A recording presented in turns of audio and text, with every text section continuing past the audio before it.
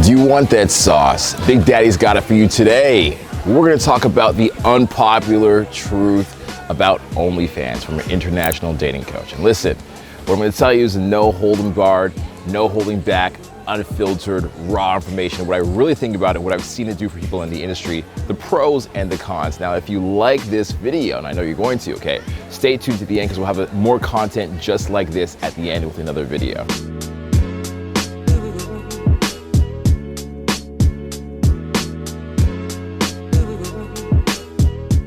So I'm a pragmatic guy, so we're gonna look at the pros and the cons of the situation, and then you can take my personal opinion and use it as you will. Well, the first one is the pro of independence. Very often in the job, somebody may work really hard to make somebody else rich, and that can be incredibly frustrating because you're working to make them money, and you're not directly in control how hard you work of the amount of money that you're gonna generate for yourself. So where does that leave you? Feeling frustrated. But with a platform like this, you can work and be your own boss. Fuck it, I quit. You can make your own hours. That's really the dream, right? We live in an entrepreneurial society. Everybody's like Gary Vaynerchuk, hustle, hustle, make more money, work harder, come up with an idea. So everybody's thinking that in society, and this provides an opportunity to do that. So the dream of being independent and being able to directly control your own money for as long as you want, ideally, is the idea. Now, what's another one? It's the marketing, being able to control the way that you are perceived in society, the way people look at you. Now, is this even realistic completely? I don't know, but let me tell you a story. I had a friend of mine, she was top 30 in the adult entertainment space, top 30 in the world. This is about 3 or 4 years back, right? She doesn't do it anymore, so she's kind of dropped in the ranking, but she was up there. She's like, she would tell me she makes maybe $500 to $2,000 in her pocket per each video shoot. And I was like, whoa, that's not a lot. You know, it's not really much money. And she's like, yeah, well, to be honest, it's the guys that do all the marketing on the websites to get these millions of views that do all the hard work. She's like, I just show up for 2 or 3 hours, I have fun on camera, and then I go home and that's it. These guys have to end up building a brand, and marketing and advertising and building a following. So the idea that now you can control the way that you're perceived in the world, that's an incredibly alluring thing, and it attracts a lot of people. Now that we've looked at the pros, let's honestly look at what some of the cons could be. Let's take a look at it. What's one of the cons? Well, long-term sustainability. This website's been popular for about a year, really a year and a half, so we don't know how long this bandwagon is going to last for, right? Now you can say, well, it's popular right now, it's going to stay. Every website's going to stay, but remember, there was a .com bubble before. A lot of websites like pet.com, for example, aren't even around. Look at Periscope. How popular is that compared to when Snapchat came out? And how popular was Snapchat when Instagram made its own stories, right? Every platform innovates and gets better than the next. So the ones that are around right now could just be the next MySpace. You have no idea, where everybody forgets about it, right? So you can't really say this is a sustainable business term or business model because it hasn't been proven. Yes, this type of thing has been around forever, but we don't know if this direct website is gonna last a long time. Now the next thing is the internet. Let's be honest here.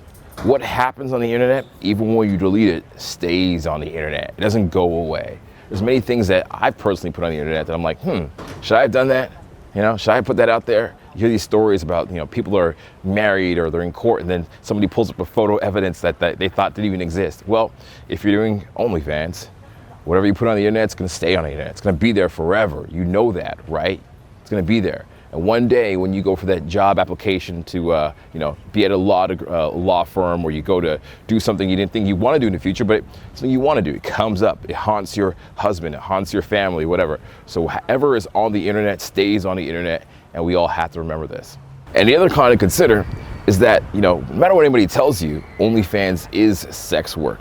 Believe it or not, it is. You might say, oh, you're just an entrepreneur, you're just making money online. Well, the truth is it's sex work. There's a stigma going around that it's not. They kind of it's the appeal of it so that people don't really think it is. This is a honest demographic here. It's like 5% of people are maybe doing sex work right now these days. Maybe it's 10, I don't know the exact number, but I'd assume or guess that it could be 5 based on what I've seen. Because stripping is sex work, escorting is sex work, but OnlyFans, it's also sex work. And you can imagine that some of this Instagram DMing model stuff is sex work. And to be honest, buying a purse and having somebody fly you out because they're gonna buy you a purse, that's also sex work, because you're exchanging your attention and your time in a sexual way for money or to receive profit, okay? So at the end of the day, all this is, and there's this idea going around that it's not. It's like PG-13 sex work, or like, you know, like innocent sex work. But it really is. It really is. At the end of the day, when you consider it and you put all the bullshit aside, that's what it comes down to.